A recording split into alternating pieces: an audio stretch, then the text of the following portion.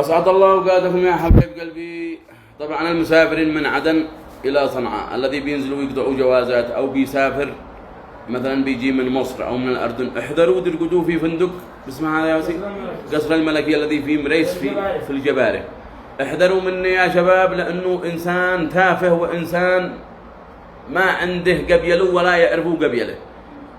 وصلنا أنا وأولادي نرقد الساعة 9، غلقوا النقطة قالوا ادخلوا ارقد في الفندق هذا ما بش الله والجبارة هذا.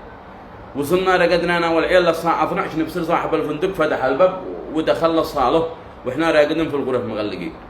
خرج له وسيم أخي بيت هذا هو ما دخل بك بيته هو ذيك الفندقي، كيف تقول لي ما دخلك؟ خرجت لها أنا قلت فندقك ولا فندق أبوك؟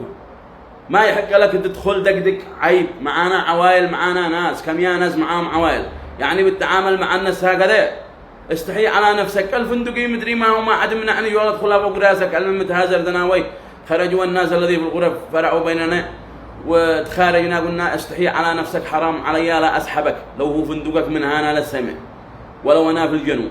رغم ان الجنوب بيستغل ان ما بش الله هو الفندق، رغم ان اهل الجنوب على عيني وراسي والله انهم محترمين في عدن وفي كل منطقه وفي الضالع استقبلونا النقاط بكل احترام، وعمي يحيى واهلا وسهلا انا ولا غيري بيستقبلوا الناس باحترام الصدق. بطريق ويبصر جوازك والله معك. بس الفندق هذا احذروا من ترقدوا فيه يا شباب، حرام مطلق. ان انا امس ما كان باقي شوي الا وقت له عائلتي يجي يفتح الباب وفاء لي كاميرات في الصاله، كاميرات في الصاله قال على ميدان المقاوته. احذروا من الفندق هذا، ونطالب حكومة عدن انهم يبصروا هذا الفندق وصاحب الفندق هذا الذي قال هو فندقي. فندقك يا هين تدخل على الناس للشقق. وتحياتي لكم يا شباب.